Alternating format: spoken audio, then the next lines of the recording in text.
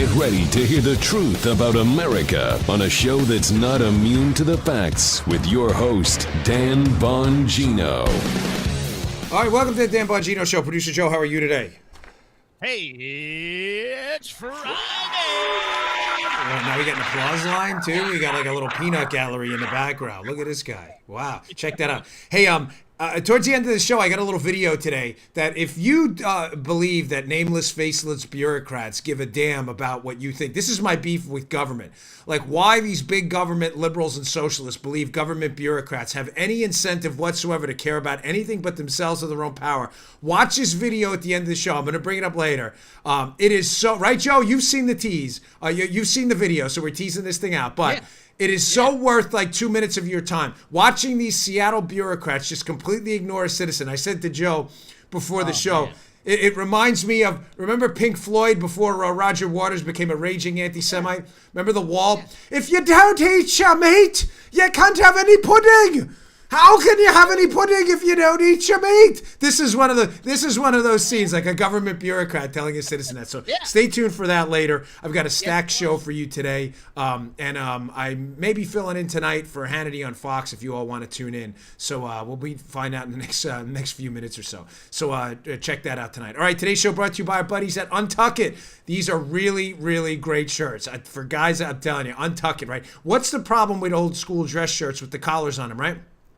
The old school dress shirts, if you leave them untucked like I like to walk around, they're not made for that. You look weird. They got those little like divots in the side. They look terrible. Untuck It made shirts to look good untucked. You ever wonder why traditional button-ups look so long and baggy? Because they were meant to be worn that way so you could tuck them in. Untuck It shirts were specifically designed to be worn untucked. Untuck It is the brand you're looking for. The shirts are amazing. Paula, you love them, right? Don't they look sharp? Yes, from Paula. There we go. Paula, but right, seriously, Paula, don't you love it? It's the original untucked shirt, a modern solution with no problem, with no tucking or tailoring required. No matter your size or shape, the shirts are the perfect untucked length. You got to yell a little louder, Paula. Sometimes I can't hear you when you're yelling your answers from the inside because I got this thing in my ear. Have you been frustrated with the shirt buying process in the past? As Untuck It will change your shirt shopping experience. Listen, their shirts are just amazingly tailored. They're beautiful looking shirts. You'll look really sharp. With more than 50 fit combinations, Untuck It shirts look great on tall, short, slim, and athletic guys of all ages. It'll fit your frame perfectly. The materials are beautiful. The color options are amazing. Browse online. Check out their brick and mortar stores too. Try it in person at one of Untuck It's 50 stores or go to untuckit.com to get started. They'll even offer free shipping and returns on orders in the U.S. You can save 20% on your first order by using my code Bongino at checkout. That's Untuckit. UNTUCKIT.com, promo code Bongino, untuckit.com, promo code Bongino. Check it out. You'll love their shirts. They are absolutely beautiful. All right, get into it. First story of the day. This has me really fired up. This persistent media myth. I'm really beyond frustrated with media bias. I think you and I both get it, that the media has become a joke. It's become a parody of itself. Very few people, as evidenced by polling data, take the media seriously anymore when it comes to reporting facts and journalism. I did a hit on Tucker Carlson's show last night, an appearance, and we were talking about CNN dramatically decreasing its coverage of the Covington case, the Nick Sandmann case with the Native American and Nick Sandmann, because CNN is being sued. No one takes the media seriously, and one of the reasons is they lie. Mm-hmm. They lie blatantly, openly, and obviously, and they count on the fact that you will never do your own research to decimate their 6 sorry lies. And one of the lies that continues to persist, and I really need you to read this piece in the show notes today on this. It's by Steve Cortez, and it is a piece about the Charlottesville conversation that Trump had with the media after Charlottesville, and how persistent lies continue about this. Paula has it up on the YouTube if you want to watch the video of the show, youtube.com/Bongino. The title of the piece at Real Clear Politics by Steve Cortez is Trump Didn't Call Neo-Nazis Fine People. Here's proof. And when Steve means proof, he means proof like Trump's actual words, okay? I've been on the air many times on Fox. I work there now, so I'm exclusive to Fox on cable news. And I can't tell you how many times this myth, this media lie has come up, that after the Charlottesville incident where that maniac ran that lady down and killed her, that afterwards, that Trump called some of these people that showed up neo-Nazis and white supremacists fine people. Ladies and gentlemen, that never, ever happened.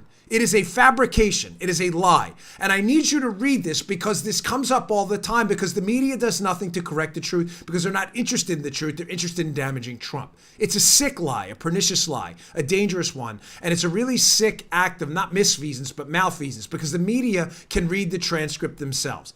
I want to read to you from this piece just quickly one quote where Trump was addressing after Charlottesville, was addressing what happened with the neo-Nazi white supremacist folks that showed up. In addition, by the way, to other folks that showed up to protest the taking down of Confederate statues. These were separate groups, okay? So he was asked about it by the media. This is a quote. Paula, throw that up on the screen. After another question at the press conference, Trump became even more explicit when referencing neo-Nazis and white nationalists. He said this, and here's the quote. When he was mentioning fine people that may have showed up at this.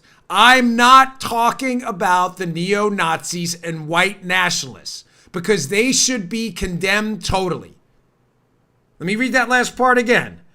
Because they should be condemned totally. Folks, this is a lie. It is a made-up lie that Trump referenced neo-Nazis and white nationalists as, quote, fine people. It's a fabricated media myth. It is a lie. Steve Cortez puts the actual Trump transcript in there for you to read yourself. I'm asking you to do what I do. You can see on the YouTube video. On your iPhone, you see what I have there? I have a screenshot of the actual quote. Do what I do.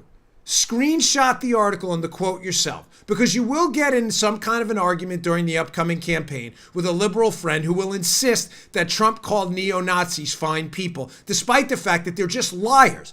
They're discredited, phony, fake, fraudulent liars. Trump never, ever said that. Keep the screenshot on your phone, read them the actual quote, and ask them to explain to you again how when Trump says that white nationalists and neo-Nazis should be, quote, condemned totally, how that's calling them fine people.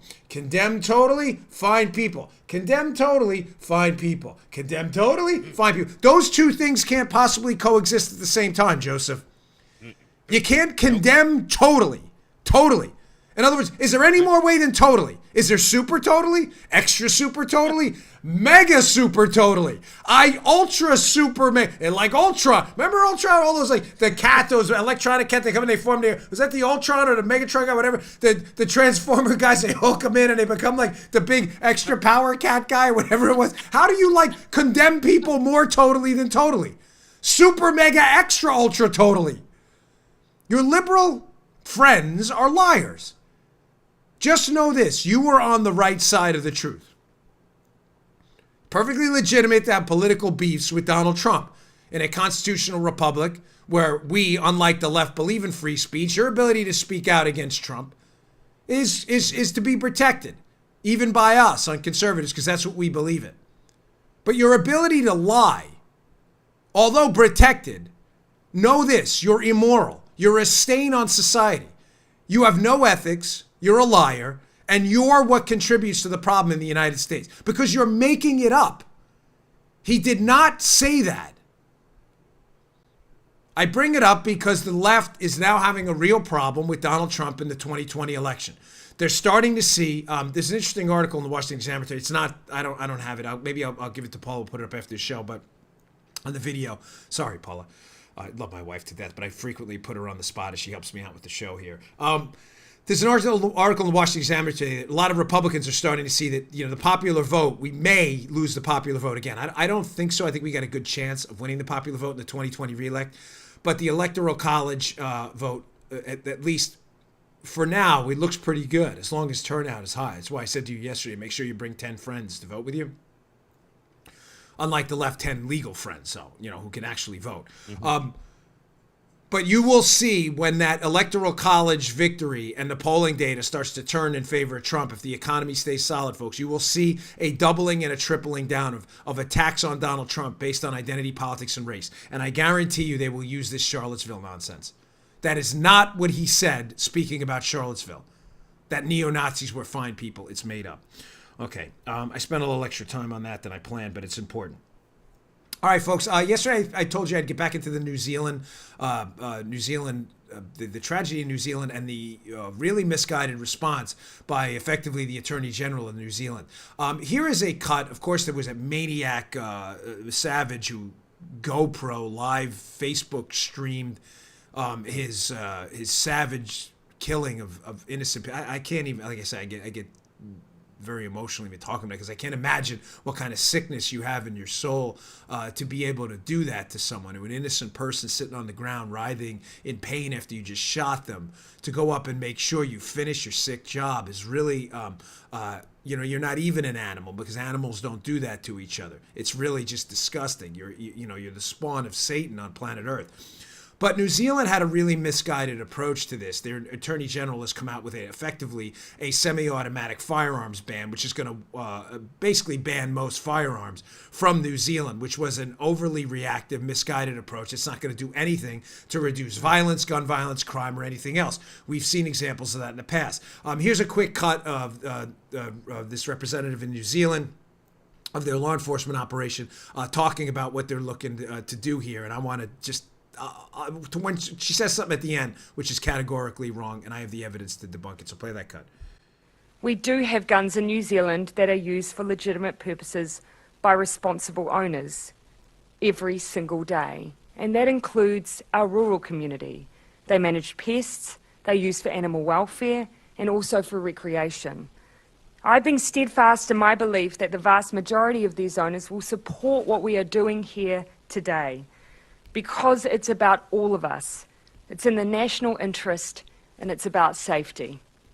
I will work hard to retain that support as we work on the remaining tranches of reform that we must make to prevent an act of terror happening in our country ever again.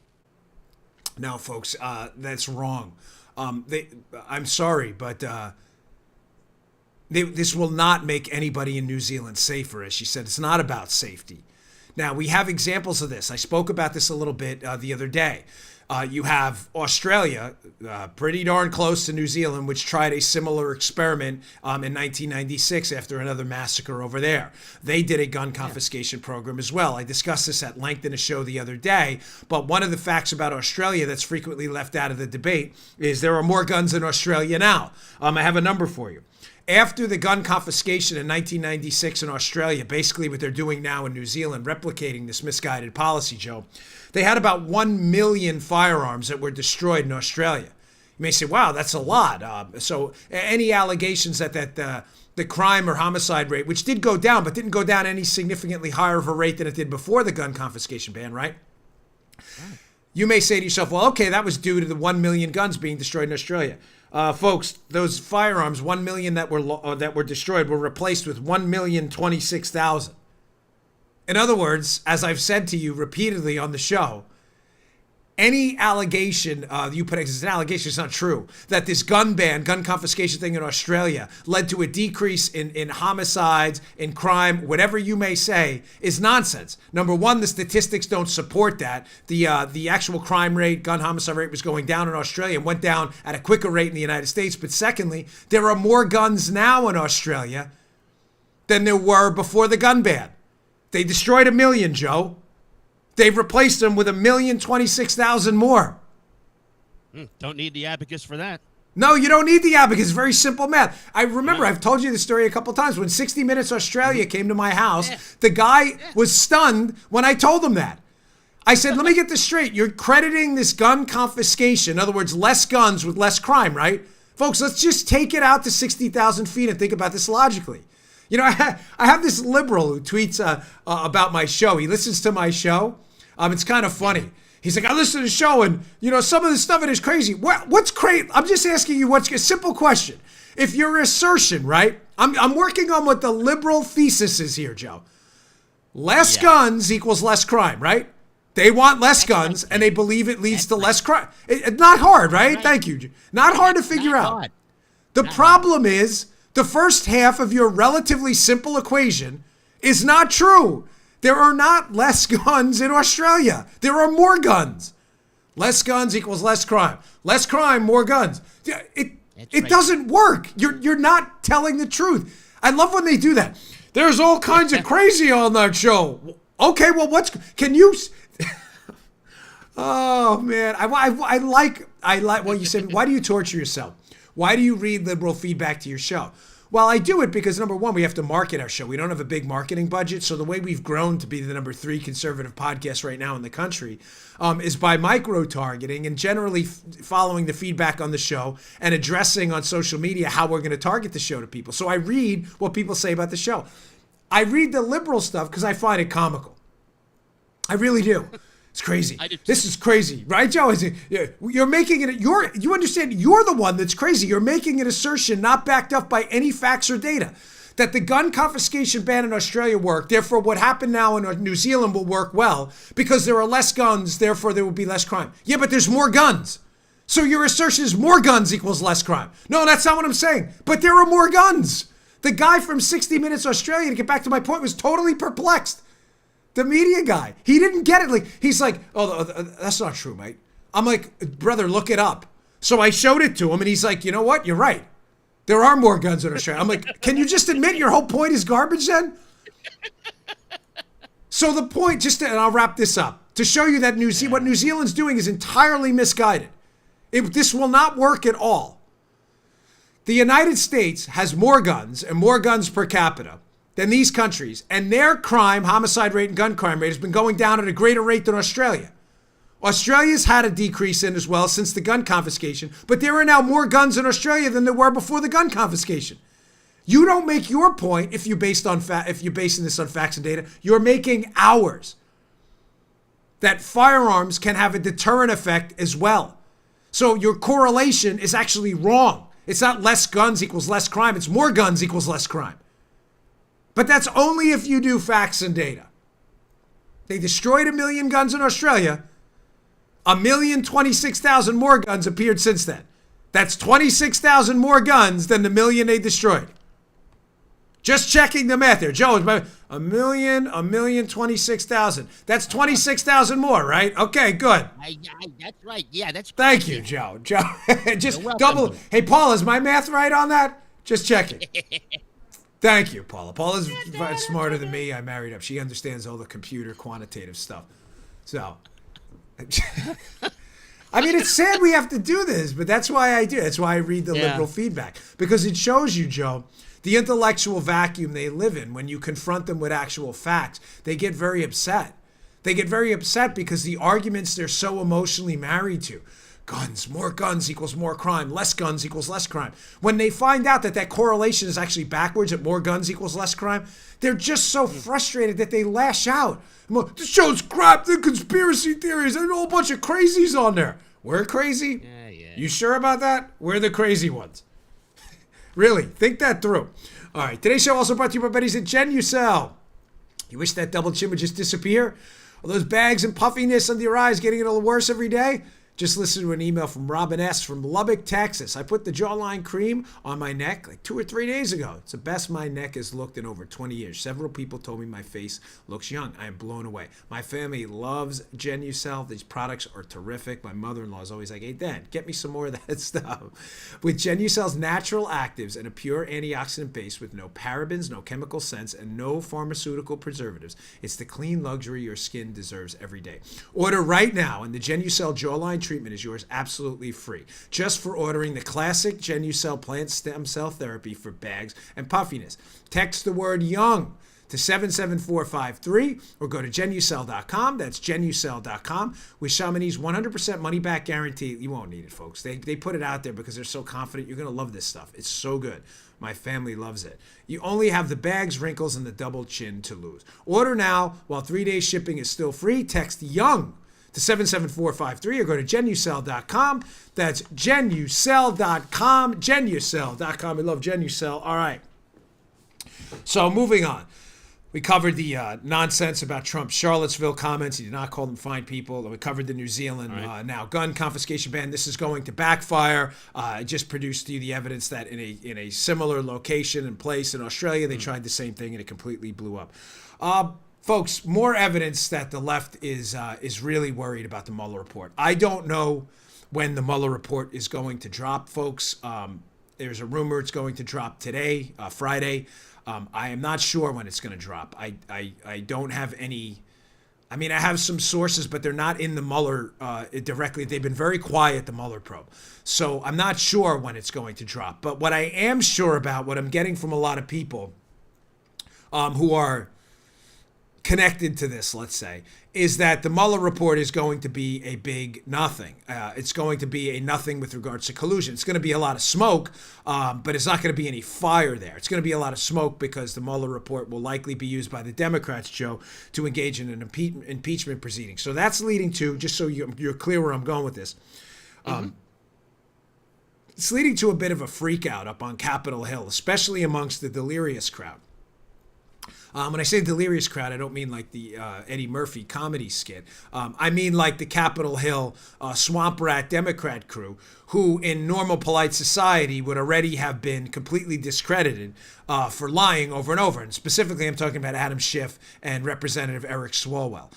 These are two lunatics who have continued now for 2 years to lie, deceive, and openly disparage the President of the United States with accusations of treason, being a traitor, being a Russian asset, colluding with the Russians, despite absolutely no evidence that that's true. Now, in polite society, people who lie repeatedly about the President of the United States like that and can produce no evidence would be discredited and would be laughed out of public life. But that's not the case because the media, as I showed you with the Charlottesville comments in the beginning, where they continue to lie, the media just hates the president, and the media, candidly, is done telling the truth about the president. Oh, hold on.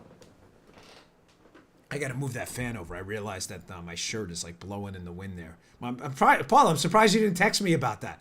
She usually sends me a text. I see on the screen, move the fan, your shirt's blowing all over. Did you notice that out there? You didn't notice? I saw it on the bottom. It gets really hot in our studio for all these. Paula's like my backup. She sees things I don't see all the time. So Swalwell specifically, who is one of the chief conspiracy theorist nut jobs, talking continuously about a Russian collusion scandal that doesn't exist despite no evidence. He's starting to panic, and I believe he's panicking again because I know he understands this Mueller probe is going to make him look like a fool for going on TV shows and talking about collusion that didn't exist. So I want to quickly play this cut because it leads to where the Democrats are going to go next, and I'm going to give you the ammunition to fight the next fight that they're going to bring up when the Mueller report turns out to be a big box of air popcorn. There's nothing in it. Play that cut. I don't believe him because he has obstructed every step along the way. If the Mueller team has a cable package, they will have seen him obstruct on cable news nightly, almost. There's no exception to who could be so dumb that they would tell Lester Holt that they obstructed justice by firing James Comey. I also don't believe him because he won't sit down, even though he's been given the questions that investigators want to ask with the Mueller team, while others have gone under oath. And I don't believe him because he has put in place two people to be Attorney General who auditioned for the job by saying that they don't believe in the legitimacy of the Mueller investigation. There we go.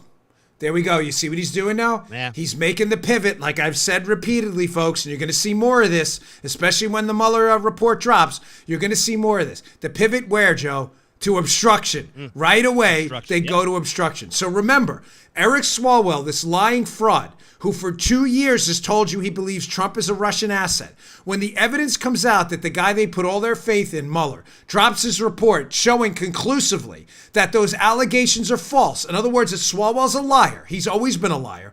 Swalwell falls up on his backup line, which I told you was going to happen. I've warned you repeatedly, the obstruction line. Now, I don't like repeating content, but this is important because if the Mueller report drops afterwards, you have to have this handy on the tip of your tongue, ready to debate your liberal friends, especially the ones listening to this show, who again are liars and are unfamiliar with how to rebut nonsense obstruction charges. Point number one. Here's a quote. If you could throw that up on the screen, Paul, about the satellites. The President of the United States, they're talking about Donald Trump. This is from Jim Comey, former FBI director's own memos. I want to read this quote. Now, keep in mind what we're talking about. Keep the headline in mind. The headline with the Democrats is going to be, okay, maybe there was no collusion, but he clearly obstructed the investigation, Donald Trump, into collusion. Really? Here's a quote from the President of the United States from Jim Comey's own memos. The president went on to say that if there were some satellite associate of his who did something wrong, it would be good to find that out. But that he hadn't done anything wrong and hoped I would find a way to get it out and that we weren't investigating him, Comey said. Ladies and gentlemen, this quote by Jim Comey entirely rebuts Eric Swalwell, lunatic, conspiracy theorist fraud, his entire assertion that the investigation was obstructed. Jim Comey, Joe, can we both agree? Listen, I can't get in Jim Comey's head, but can we both agree, based on Jim Comey's public statements, that Jim Comey clearly, I mean, would it be reasonable to say Jim Comey clearly doesn't like the president? Yeah, I'd say so, Dan. I know. I see the hand on the chin. I know you're. Yeah. I'm not sure. Yeah. I know you're in deep thought about this. So, fair assertion, right? Comey doesn't like the president. Right, okay, thank you. Now, I say that to Joe, not to break his chops or not, but simply because it's pretty obvious at this point that Comey has no reason to defend President Trump. He doesn't like him. His public statements about President Trump have been pretty darn nasty. He doesn't like him. Why would Comey put in a memo that the president asked him specifically to look into his satellites, in other words, people around him that may have done something wrong, if he was obstructing an investigation into people who did something wrong? I'm just asking again, the libs that listen to the show and your liberal friends you'll be forced to debate during the campaign. How is it obstructing an investigation for the President of the United States to specifically request the FBI director look into people that may have done something wrong? I don't understand. I'm asking a serious question. Yeah. I'm not doing, folks, I mean this. I'm not doing this facetiously or flippantly. I'm asking you seriously, if you believe this, if you are a liberal or a never Trump rhino or a swamp rat, and you are committed to the idea that Trump somehow obstructed this investigation, how is it that he asked the FBI director specifically to investigate an investigation he was allegedly obstructing? I'm just asking you to, don't you sense the cognitive dissonance there? I'm asking you in your own head to reconcile those 2 points. By the way, this memo was behind closed doors. Why do I say that, Joe? Because I can already foresee a liberal response in their bizarre world they live in. Yeah. Well, he was only doing that for the press. He didn't mean it. No. Ladies and gentlemen, that quote's from Comey's own memos. There were no press around. So while no one was there, this wasn't some PR statement. It wasn't some PR ploy. While it was Comey and Trump specifically asked the FBI director to do this investigation, and now you're alleging it was obstructed? Even worse, folks. Right after Jim Comey is fired, just days after, as a matter of fact, Andrew McCabe, the then acting director, the number 2 under Comey, who takes the helm after Comey's fired, is asked by Senator Rubio up on Capitol Hill if there were any efforts to obstruct his investigation. He says, quote, no efforts. There were no efforts to obstruct the investigation. Folks, I'm just asking you again to be reasonable. Now, I've covered this before, but it's important in light of the Mueller report because I'm telling you, mark my words, you will see the pivot immediately. When the Mueller report discredits the collusion hoax, they will move immediately to obstruction like you're seeing Swalwell lay the groundwork for right now. These lunatics will never give up. Their penchant for lying is unparalleled. They have no attachment to the truth at all. They are strictly politicians. And I want to just say one more thing before I move on. These are serious charges, folks. You're alleging that an American citizen, yeah, he's the president of the United States, but he's an American citizen first, regardless of his foibles or picadillos or whatever. You're alleging that an American citizen colluded with an enemy of the United States to engage in a treasonous act to win an election with no evidence at all? Do you have any soul? Any soul? Do you have any attachment to ethics? Or is there ever that person on your shoulder, that little guy on your shoulder, that says, hey, Congressman Swalwell, maybe you shouldn't say that? It's really gross.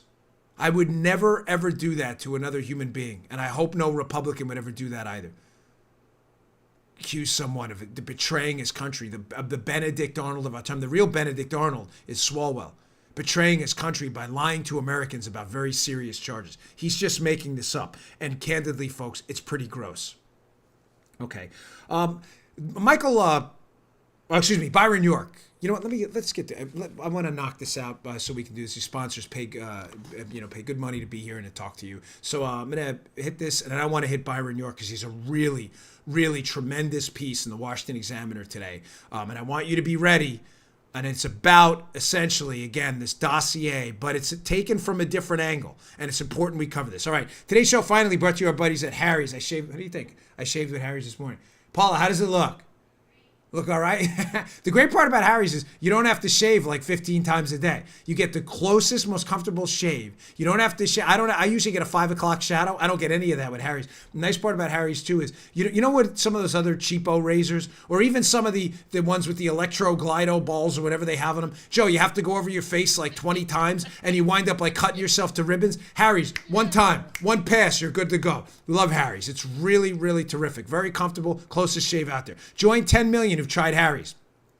Claim your trial offer today by going to harrys.com/Bongino. Harry's founders were tired of paying for razors that were overpriced and overdesigned. Joe, you know what I'm talking about, right?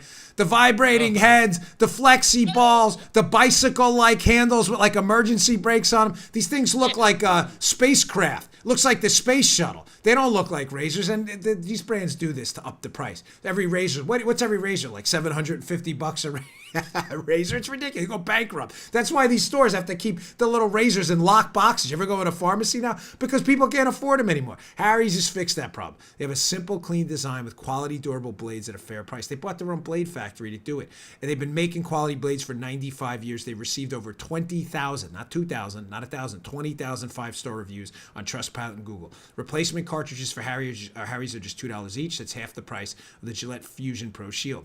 All Harry's blades come with a 100% quality guarantee. If you don't love your shave, let them know. They'll give you a full refund. Here we go. Get a $13 value trial set that comes with everything you need for a clean, close shave. Comfortable.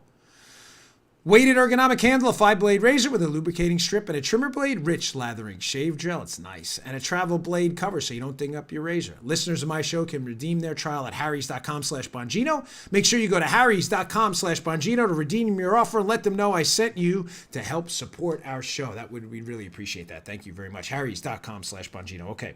Byron York, guy I really respect, who does tremendous work on this entire debacle that will be exposed hopefully soon, as Bill Barr, the Attorney General, gets to the bottom of it.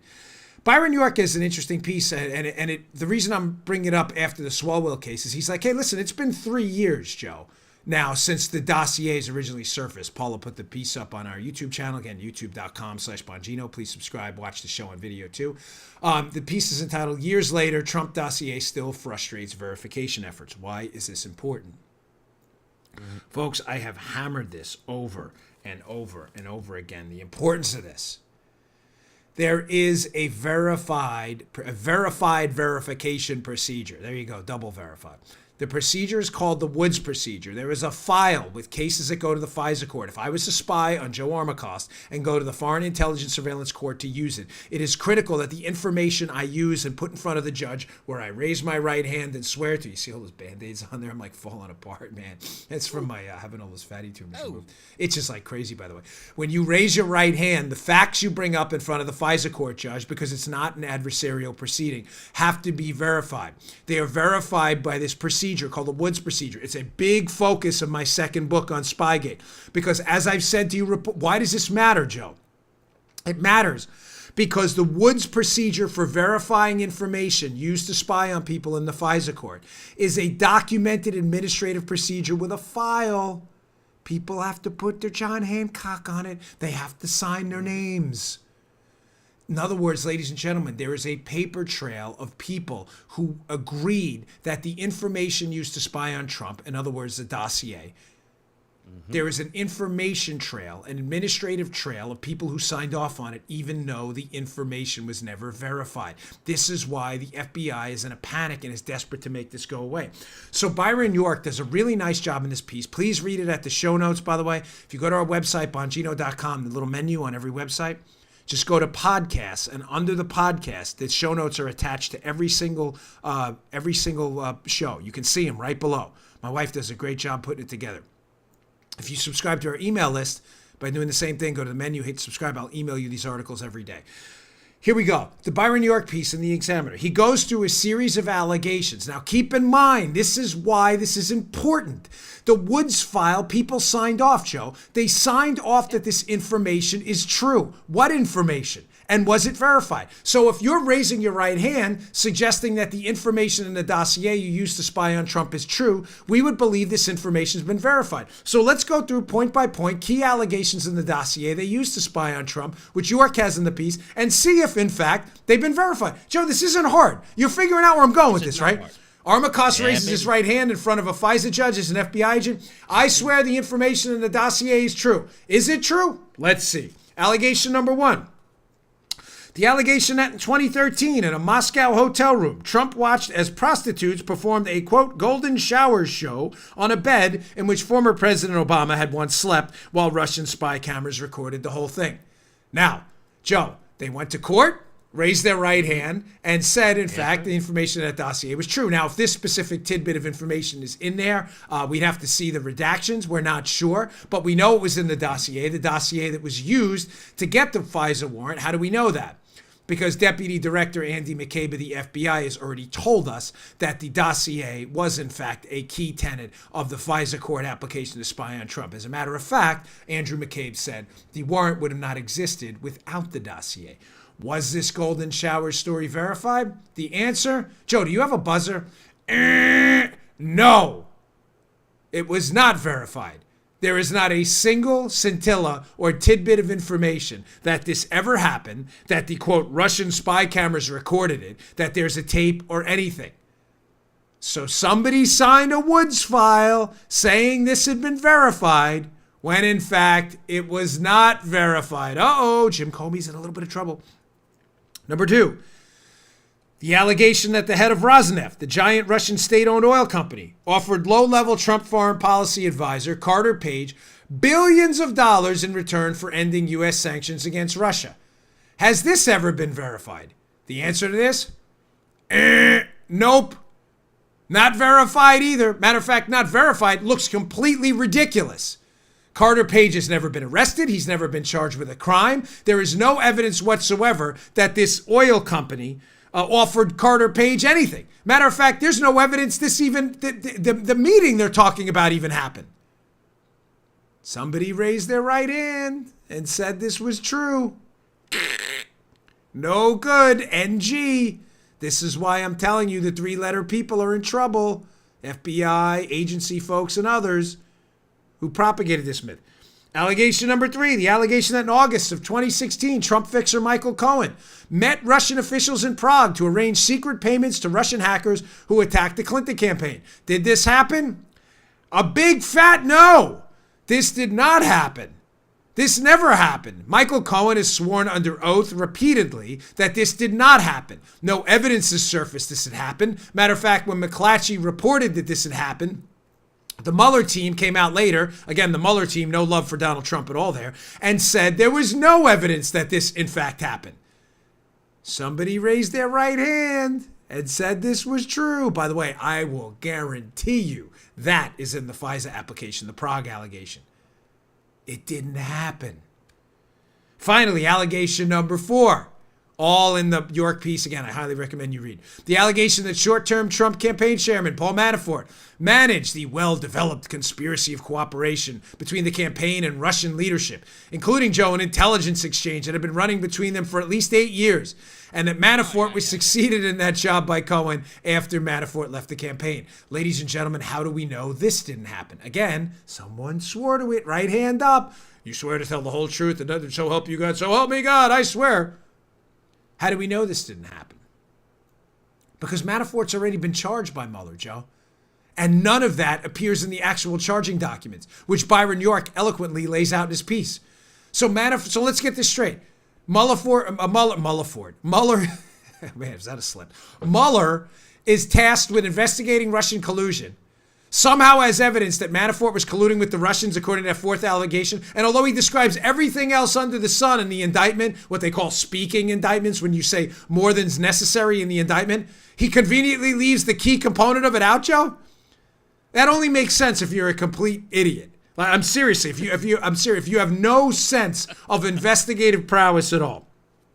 Finally, this is important. Trey Gowdy asks Jim Comey a question under oath. This is important. This is why Comey is in a world of trouble. And I bring this up because this is why Comey is lashing out too. Comey lashed out yesterday.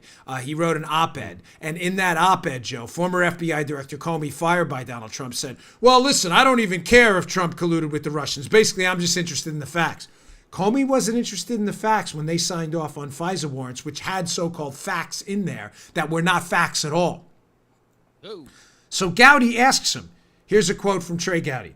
Do you know whether the Bureau, the FBI, endeavored to either contradict or corroborate factual assertions made in what was later described as the Steele dossier? Asked then Rep. Trey Gowdy. Here's Comey's answer. My understanding is that an effort was underway to try to replicate, either rule in or rule out, as much of that collection of reports that's commonly known now as the Steele dossier as possible, Comey answered.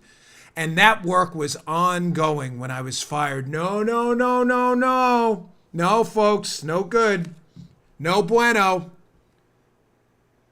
Joe, you can't verify a series of facts and then have the verification procedure ongoing when you were fired. You were fired in May after 4 FISA warrants had already been issued.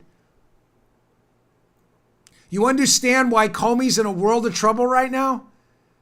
Ooh, they signed off on a Woods file, a verification file that the information was verified. Listen to me, this is important. Before they went into court. Not ongoing after they got out of court for the 4th time. So 4 times you swore that a bunch of information your number 2, McCabe, has already acknowledged was used to spy on the Trump team. You swore it was true, but now you're telling us the information was, the efforts to verify it were still ongoing in May? Folks, these two things can't be true. Read the York piece, because he talks about Maffa, another FBI supervisor, who gives the most circuitous, ridiculous answer when asked a basic question again. Did you verify the information like you were supposed to according to the Woods procedure before you went into the FISA court or not? Maffa's answers all over the map. Man, kind of, sort of. We were into the flux capacitor. What? What are you talking about? Just a yes or no. Did you verify the information or not? The reason they give these circuitous, long-winded answers like Comey just did is because the answer is no. And that's why they're in trouble. They're in a world of trouble. This case is going to get a lot uglier, folks. I promise you. All right. As I promised, this Seattle clip here, moving on. This is... Oh, man. Yeah, I know. It's about 2 minutes, a long clip. I'm sorry. I don't like to play long clips. It's kind of verboten in video and TV to play clips longer than like a minute 30. But this is important because it's something I've talked about frequently on the show, how government bureaus, bureaucrats, politicians, and the like, they have this great unwashed attitude towards the rest of us, like we're their minions. Keep in mind, it is not hyperbolic or any exaggeration of our structure of government. Say these people work for us. We pay them. We give them power. It is the consent of the governed. We pay them and their power, everything. Their financial security is based on our money, our tax dollars. And the very power we give them is based on the consent of us. But that's not the way government works anymore, whether at the local, federal, or state level. These lunatics, many of them, think that we work for them. Now, I sent this out and Greg Gutfeld retweeted the tweet because I think he was disturbed by it. I wouldn't be surprised to see it later on one of the shows. Hat tip the Blaze for picking this up, and I have the article in the show notes today as well if you'd like to read it. So the Seattle City Council, Joe, is having an open public hearing. Remember, these city council people work for us, where citizens who empower them and pay them are allowed, and I use the quote allowed because it's I don't know any other way to say it. They have an open comment period where you're allowed to come in and you're allowed to present your comments in a 2-minute time period. That's not unreasonable because a lot of people have a lot of things to say. And I don't have any beef with the time thing, the 2-minute time period. But I want you to watch what happens when this guy, I don't know this guy, I've never met him in my life. He comes in with a prepared 2-minute statement to talk. And as he gets up to the microphone, these council people don't even have the courtesy. Imagine if I did my show, Joe, like this. Hey, folks, nice to see you today. Dan Bongino's show. Hold on, let me surf a little bit here. I got my email. Folks, it'd be about it's annoying now, and I'm making a mockery of it. Yeah, man. If I did a show like that, I'd have about 1,000 viewers, if that, and it'd probably be family members and friends and people I'd have to pay to watch the show. But watch the way the city council people completely ignore this citizen who's trying to petition his government as his God-given right is. Play that cut. Next is Richard Schwartz. Good afternoon. Afternoon. Before you start the clock, could you stop it for a second? It's real discouraging to come up here and see all the heads down. It's like, Sir, you're on a 2-minute timer here, so let's go.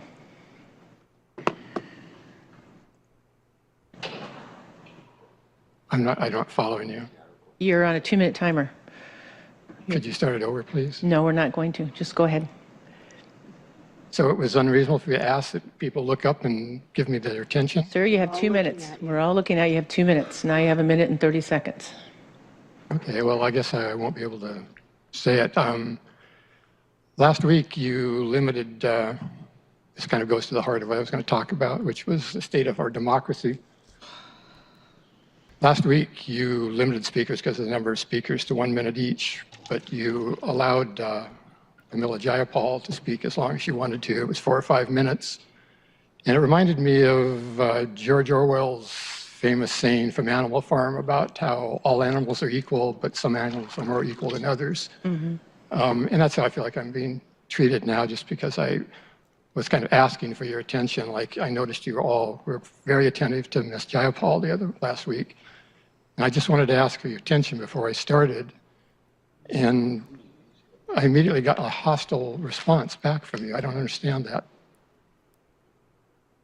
So you don't ever respond to citizens, or what's... I do, sir, but you have 2 minutes for public comment to the agenda items. Well, it's all on tape, and I think it's a pretty sad commentary that you think that asking for you guys to look up off of your computers and give attention during this short period of time was an unreasonable thing. I really feel bad about that. Thank you. Gosh, Man, dude. that's tough to watch, man, isn't it? Yeah, it is. It really is. Yeah. It really, that's like the 5th or 6th time I've seen that, and it gets worse every time. Mm-hmm. God bless you, brother. I don't know this guy. I don't know him from Adam. I don't know if he's a liberal, conservative. I don't even know, communist. I have no idea. I don't know who this guy is. But God bless you, man. You did the right thing there. Mm-hmm. If these faceless... got to be careful here.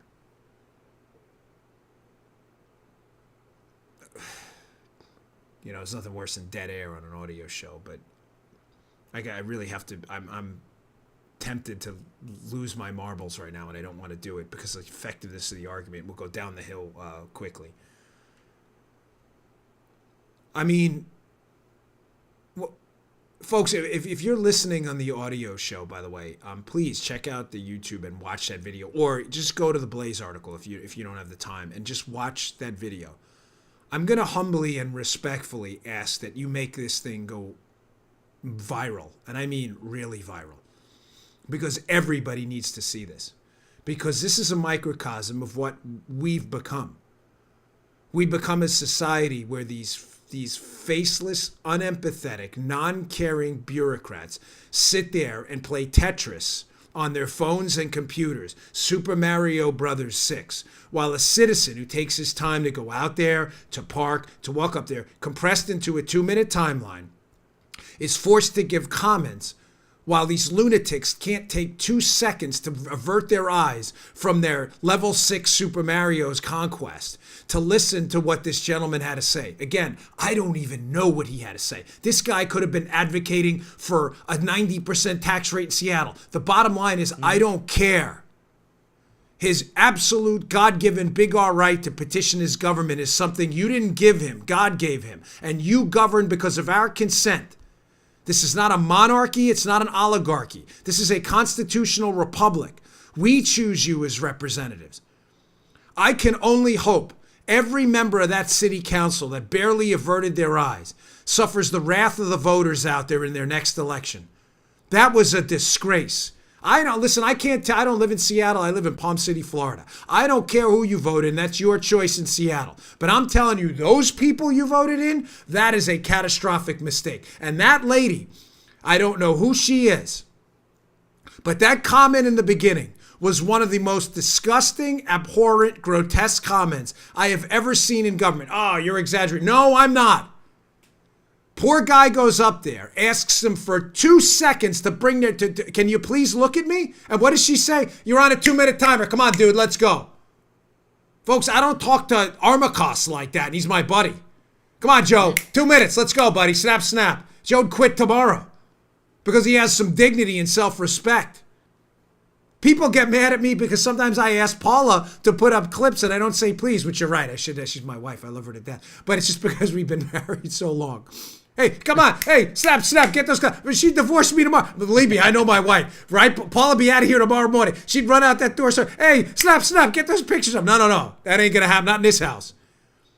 But you work for us. We pay you. And you're telling the guy, hey, let's go. Come on, let's go. You're on 2 minutes. Can you please reset the clock until like the 2 minutes where you're actually paying attention to me? No. Let's go, buddy. Make that go viral. Send that to everybody and anyone who will watch it and share it. Because that's the problem with our government today.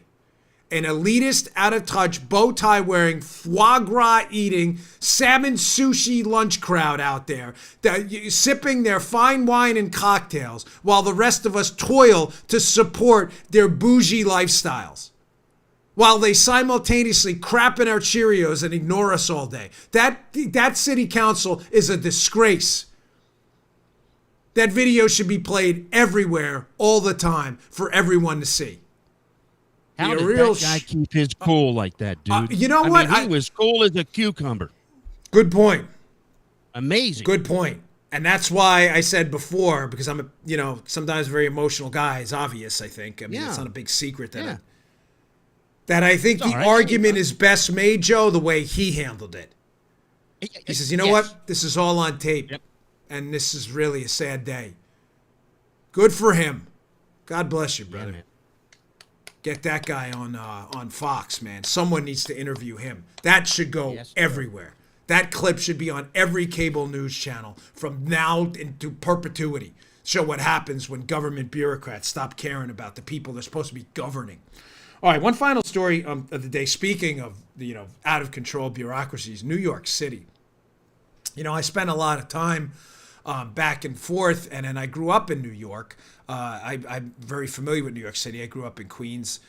It was a cop in Brooklyn. And New York City has really become a bastion of far left liberal values, heavy regulations, high taxes. And ladies and gentlemen, it's taking a significant toll on what's happening to New Yorkers and their financial security. We have a story up on Gino.com today. I strongly encourage you to look at. Quinnipiac, not a right-leaning poll outfit, as a poll out, that 41% of New Yorkers say they'll be forced to leave the city, saying it's too expensive. Now, folks, none of this is a mystery.